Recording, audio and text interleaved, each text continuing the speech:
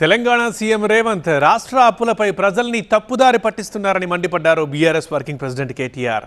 అప్పులు ఎంతో పార్లమెంట్ సాక్షిగా చెప్పింది నమ్మలా, సీఎం చెప్పేది నమ్మలా అంటూ ప్రశ్నించారు.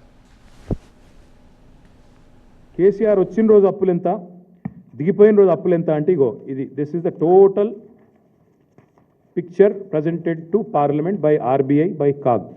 ఏమని చెప్పారు అందులో? కేసీఆర్ గారు అధికారంలోకి వచ్చిన రోజు 72,000 కోట్ల అప్పు రాష్ట్ర నెత్తి మీద ఉన్నది. కేసీఆర్ దిగిపోయిన రోజు 3,50,000 కోట్ల అప్పు. Total public det of Telangana. ఇది పార్లమెంటులో సాధికారంగా కేంద్ర ప్రభుత్వం రిజర్వ్ బ్యాంక్ని అడిగి ఇచ్చిన లెక్క. నీ నీ నీ ఇప్పుడు అందులో ఏంటంటే విషయం, మేము వచ్చినాడు 72, మేము దిగిపోయినాడు 3,50,000. మరి అంటే ఎంత కేసీఆర్ చేసిన అప్పు?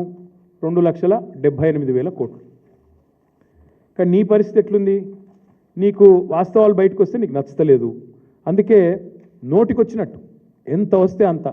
ఒకరోజు 6 లక్షల కోట్లు అంటాడు, ఇంకో రోజు 7 లక్షల కోట్లు అంటాడు, ఇంకో రోజు 8 లక్షల కోట్లు అంటాడు.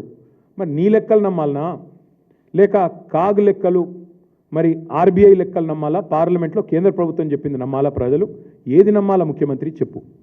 తెల్లారు లేస్తే వెనకటికి ఎవడో మొహం బాగాలేతే అద్దం బలు కొట్టుకున్నట్టు నీకు పరిపాలన చేతగాక గత ప్రభుత్వం మీద ఇంకెన్ని రోజులు ఏడుపుల్ని? చర్చ పెడదాం రా అంటాడు. చెప్పు, మేము రెడీగా ఉన్నాం. అసెంబ్లీలో పెడతావా? అసెంబ్లీలో పెడతావా? ప్రెస్ క్లబ్లో పెడతావా? లేదా నీ జూబ్లీ హిల్స్ ప్యాలెస్కి రమ్మంటావా? కట్టినావు కదా 200 కోట్లతోనేది బోడీ పెవిలియనో ఆడ పెడతావా? ఏడ పెడతావు చెప్పు, వస్తాం. ముఖ్యమంత్రి విసిరిన సవాలుకు నేను రెడీ. మా పార్టీ తరఫున నేను వస్తా. చేసేదే చెత్త పాలన, దాని మీదకి వెళ్ళి చర్చ అంటాడు.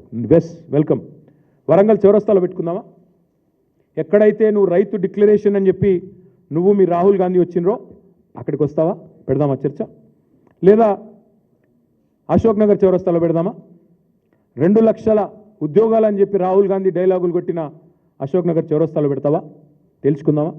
రైతు మీదైనా నిరుద్యోగుల మీదైనా దేని మీదైనా సరే టాపిక్ నీ ఇష్టం, ప్లేస్ నీ ఇష్టం, డేట్ కూడా నీ ఇష్టం. చేతనైతే నువ్వు వస్తావా, నీ రాహుల్ గాంధీ వస్తాడా, ఎవరు వస్తారో రండి.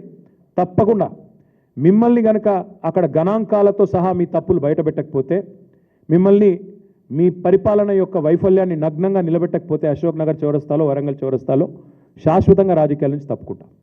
సవాల్కు సిద్ధమా? స్వీకరిస్తావా?